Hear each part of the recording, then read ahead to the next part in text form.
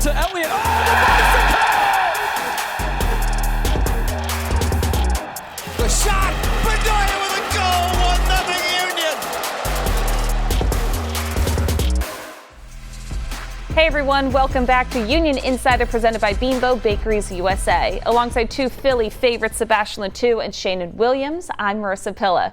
Right now, we film this show on Tuesdays. We know the Union play a game against Nashville SC on Wednesday, but we can't talk about it because it hasn't happened yet. So we're really going to focus right now on their 3-1 loss to the LA Galaxy this past weekend. The Union have now lost 3 of their last 4 road matches, and in those 3 losses, the Union have conceded the first goal within the first 15 minutes of play. Seba, you're up first. What has been the common thread during these games? I mean, it's a lot. I think you can criticize a lot about those losses, especially away. But the team really look differently when they play those games in LA, in San Jose, when they lost to on the West Coast. But I don't think they are themselves. You saw them really not creating a lot of chances. The defense doesn't look the same. The pressure they put compared to when they play at home, it's so different. So you can criticize, but it's kind of concerning, a little bit worrying too, because we're arriving, in the third part of the season. If they want, to make the playoffs, they need to have a home advantage. And right now, they are not really in that spot. They have a big game on Wednesday. We're not going to talk about it against Nashville. But if they got another loss at that game, it's going to be more difficult for them to go back on top. So really concerning in a lot of different areas of the game. But it's kind of like an overall situation for the team when they play away. For me, it's definitely concerning that neither the defense nor the offense is playing well. It's making for a snowball effect, and the whole team is really struggling from it. I know that they're missing some players, and they can't wait to get those players back. But right now, there's not somewhere to hang your hat right now. The defense is struggling. They look like they're disjointed. The offense isn't getting enough touches and enough service. So there's a lot of problems to unpack, and right now they need to kind of focus on one thing first, which is not giving up goals in the first 15 minutes, especially on the road. It makes the game so much harder when you're trying to play from behind, and when your team's not playing well, you're now giving yourself a mountain to climb. So for you, a snowball effect. If defense is not playing well, the offense can't play well either. So for you, does it start with defense? I think it has to. When you're on the road, you don't want to concede goals. You don't want to be playing from behind. The other team starts to grow in confidence. We've seen what the Union can do to teams when they're at home. So they're having the same effect now on the road, and they're being put under pressure really early and trying to chase the game, which then opens up gaps, which isn't helpful for them to try and pick up points on the road. It's really been a struggle for them when they've conceded in the first 15 minutes of a game, for them to then try to come back in the game. We saw it in LA that they were able to get the goal back, but then they conceded off the corner kick, which was a gut punch right before halftime. So again, conceding in the first 15 minutes has really been a struggle for them, and I think that's where they start their focus. Yeah, and talking about the defense, you are missing Andre, big piece. Kai Wagner was injured that game too. So when you have the guys like Montreal stepping in the game, you have Ben Dick who already played a few games, they need to bring something to the team and show to the coaching staff that they are here to to get their positions. They got a chance to show what they can do, but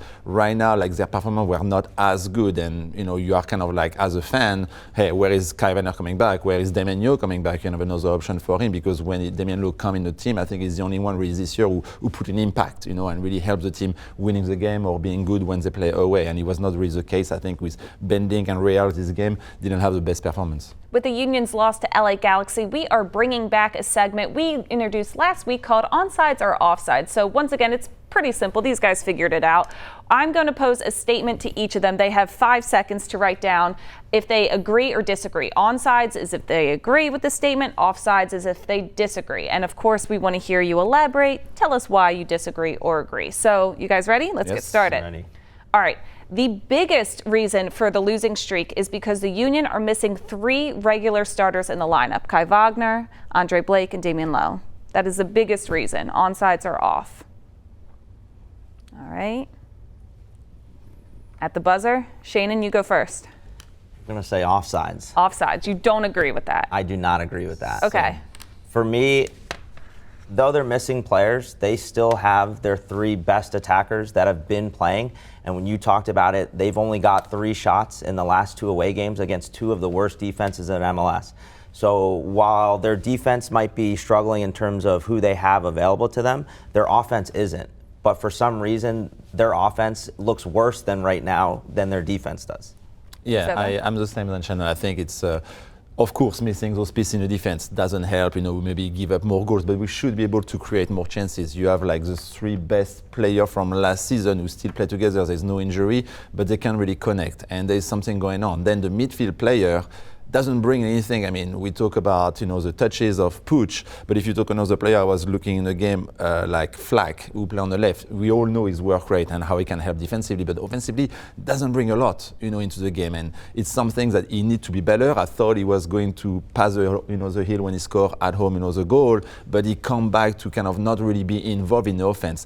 Bedoya is the same. You don't see as much of him, from offensive side of the ball. So all of these things doesn't make the team being good, but it's not because we are missing just a defensive player. I think it's the offense doesn't connect, and there's not as much help too from the right back and the left back. Offensively, it doesn't matter if it's Kai Weiner, Real could have done the same, Baizo, Ariel, but we don't see them. So it's not just because of missing those three pieces. I think it's an overall thing from the entire team. Not an excuse and not a reason enough for the winless streak on the road. Here's the next one. Speaking about offense, the Union need to play out of the back more to generate their offense going forward. Onsides are off. They're very smart too. These guys are keeping the O's on the board, so they only have to fill in the next couple letters. Oh, you guys agree again. You agree to disagree. Offsides. For Okay. Me. Same, offsides. For me, it's not about playing out of the back. It's about when they win the ball and they've won it into some good areas, especially on the road, they're not connecting their first pass. So that doesn't allow them to open up, allow the forwards to make runs or get in behind because they're losing it within 1 to 2 passes. So from then, you're having to defend again. It's putting a lot more pressure on the defense. We've seen a lot of times. We saw the Ricky Puig goal last week. We saw Almada the week before counterattacking against the Union because they're giving the ball away in bad spots when they win it back. Yeah, and I will add to that too as well, it's winning the second ball. We all know like the pressure of the team is always good when it's done the right way, but on some of the pressures they did, the first goal for the LA Galaxy, they try to place high, first pass, eliminate 2 lines, we are late, and then eliminate again. Or when there's a long ball, so maybe the defense win it, but we don't have as many people in the midfield to win the second ball. And it's kind of what missing a little bit too in the defense of the Union and how they can go forward quickly. Instead of having to do 90 yards with the ball, they can just do 40, which is much easier, and it's usually how they score most of the goal at home. Away, when you play a team against LA Galaxy in a big field, you don't win the second ball, it doesn't really help. So I think it's one of the things too was missing in this game. We're stepping away for a bit, but first it's time for This Week in Union History, presented by Premier Orthopedics. This week in 2020, the Union played Inter Miami for the first time ever, defeating them 2-1 at the ESPN Wide World of Sports Complex in Orlando. Goals in this one were scored by Kai Wagner in the 5th minute and Kasper Shabilko in the 63rd. We're back with Throwback Thursday, presented by United Concordia. The first time the Union squared off with NYCFC was on April 11th, 2015 at Subaru Park, which ended up in a 2-1 win for the Boys in Blue. Vincent Nogueira scored in the 2nd minute of stoppage time to give the Union the win in that one. Hey everyone, welcome back. I'm Marisa Pilla. Let's get into our first team report presented by Green Mountain Energy.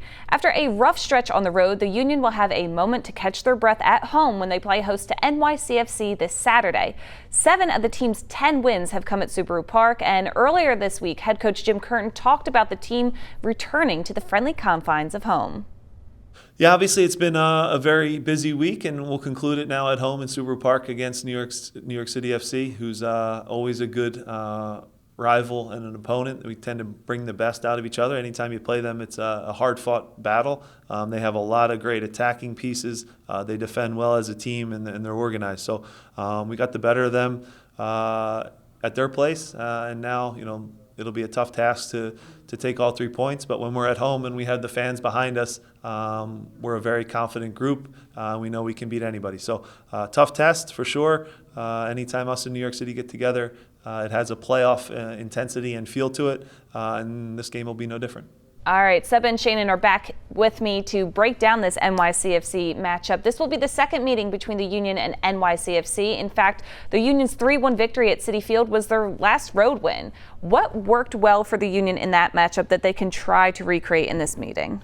They really finished the first half very well, scoring the 2 quick goals, with Carranza. I think the fact that they play on a very small field was a bit hard for them at the beginning, but then I think they kind of stretched their defense, playing some long balls who make it difficult for the defense, and they were lucky to get the 2 goals who can bring a lot of more confidence into the team. And then I think New York City FC was a bit tired, didn't know what to do to kind of get the second goal, and the team scores the last goal on the PK with Gazdag. So it was a good win, but we all know that New York City FC is going to remember that game and try to get their money back and try to win at Subaru. For me, I think Seba keyed in on it. I think it's those long balls over the top. We talked about them having early turnovers. If they can play a little bit longer, a little bit more direct, especially off that first pass, trying to get in behind, I think New York City's defense really struggles with those balls, and we saw Carranza be able to get in behind the defense and score 2 goals in that game.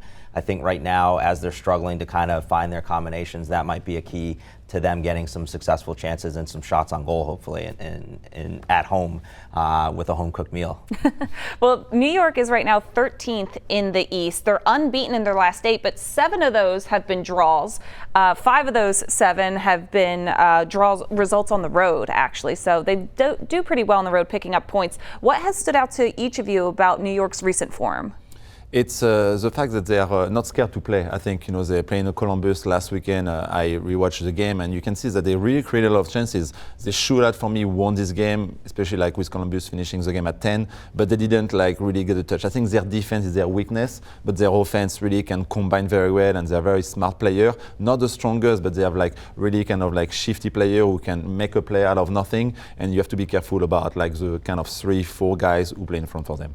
I think their attack is very good, and their defense really struggles. So I think when they're on the road, while they do give up chances, they're able to come back in the game because they have players that can pick a pass and that can also make a special play happen. I think that helps them get points on the road, especially when they're not doing well and not maybe in the best form right now.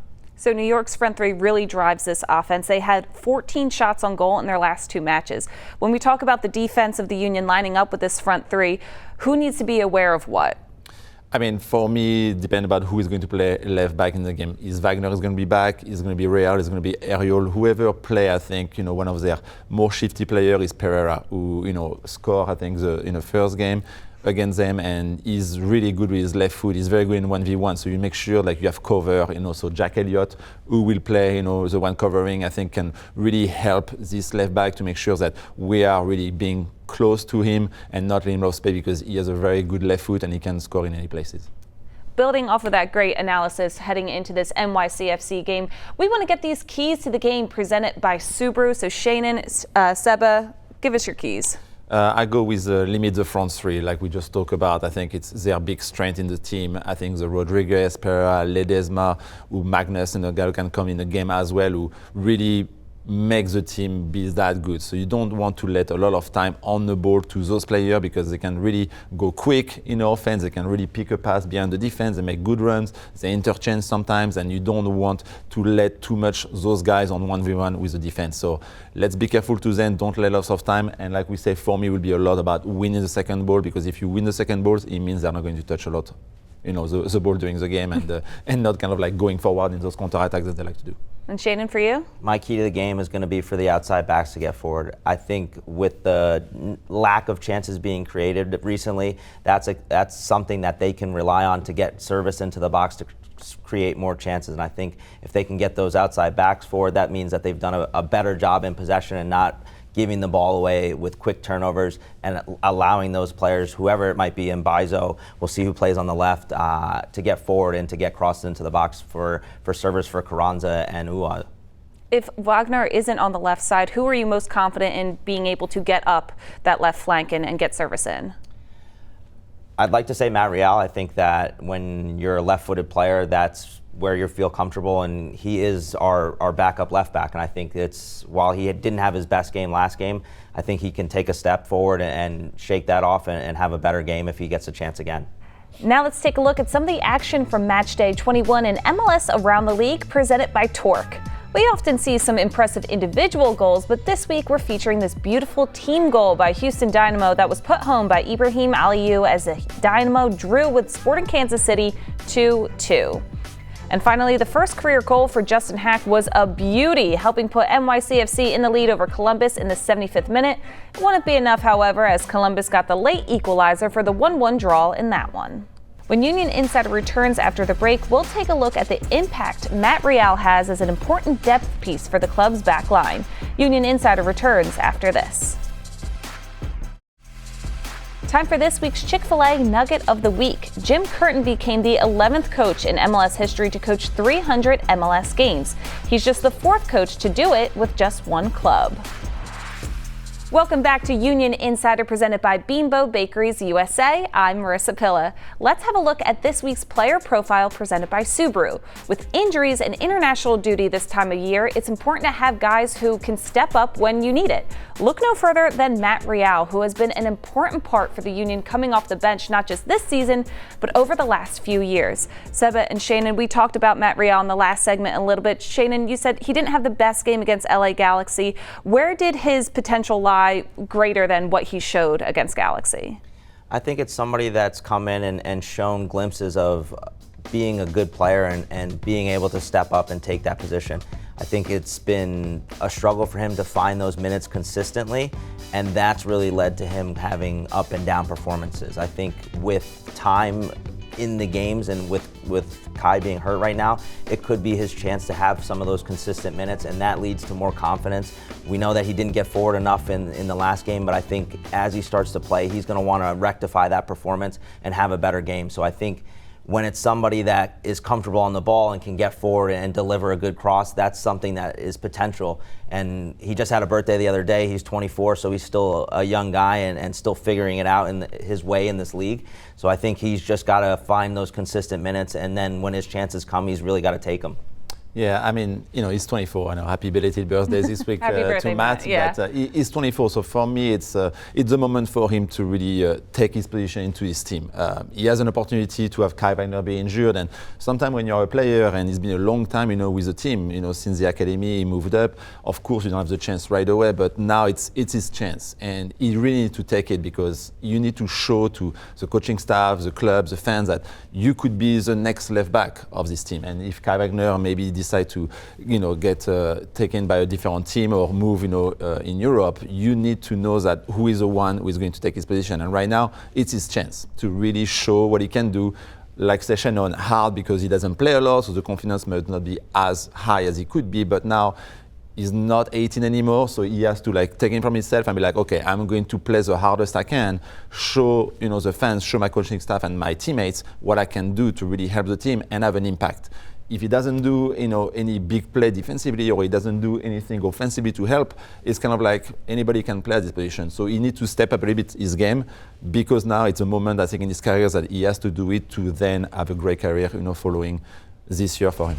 We're stepping away one more time, but when we come back, Seba and Sheanon will give us their players to watch for Saturday's matchup against NYCFC. Union Insider returns after the break. Starting this year, every Union League match is on MLS Season Pass on Apple TV. Sign up today to make sure you don't miss a minute of the action. You can also check out the live Whip Around show MLS 360, or if you missed out on the live, you can relive every moment with full match replays. And get this, if you're a T-Mobile subscriber, you get the whole year of Season Pass content free of charge. We made it to our final segment here on Union Insider presented by Bimbo Bakeries USA. And guys, you know what that means. We're final segment. It means it's all state players to watch. Seba and Sheanon have selected a player that they are watching for this matchup against NYCFC. Seba, who you got? All right, let's try to make a good pick this week. We won't bring up last week's pick. I know, I'm sorry. So I'm going to go with Jacob Glesnes. I think, he scored in his last home game with a nice corner kick. I think he's confident. He just got picked to do the All-Star game, the following week. So I think he's full of confidence. He's one, I think, of the player who didn't play that bad, if you take the entire team. So I think he can really carry the team by the defense, by the experience to kind of go back to maybe get a clean sheet. But in the same time, I think I like what he does offensively sometimes to kind of dribble with the ball when nobody attack him to eliminate one line. And then you saw on the goal at LA, it's him who is taking a shot. I want to hear, the entire stadium yelling shout every time, he got the ball, which is always great to hear, because it means like he's pushing offensively, he has opportunities, but I think he can be a great piece for the team to get a win against New York City FC this weekend. Glesnes is always one of those players, even if he's not at his best, he's always pretty solid. Sheanon, for you? My pick this week is going to be Carranza. I think with the team struggling for goals, it's somebody that can really spark the offense. We know that he scored 2 goals against NYC FC last time, so can he repeat that performance? It's going to be a home game this time. We know that when he plays at home, he loves to get on the score sheet. So I think he can be somebody that can really start this offense and get them going again when they've really been struggling for not only goals, but also shots. We know his movement is so great and he picks great spots in the box. So really looking for him to be the player that the Union need when they're in a bad spell. And I think that he can definitely do that. We've seen what he's been able to do this year in front of goal, and we expect him to continue to score goals for this team. Yeah, and what I love is we have our striker and our defender. He picked a defender and he picked a forward. So, I love the appreciation we have here. I will always pick the number 9. Yeah. You know that. So that's why I don't do it every week. But You're Sheanon, switching it up with Glesnes a little bit. I like him. We all love him. All right, that's going to do it for us. The Union will be back home on Saturday to face off against NYCFC. That kickoff is at 7:30 p.m. and can be seen on Apple TV. Dave Leno and Lisa Carlin will be on the call, 97.5 The Fanatic for the radio call. We will be back next week to talk all about it. For Seba, Sheanon, and our entire crew, I'm Marisa. Have a great weekend, and thanks again for watching.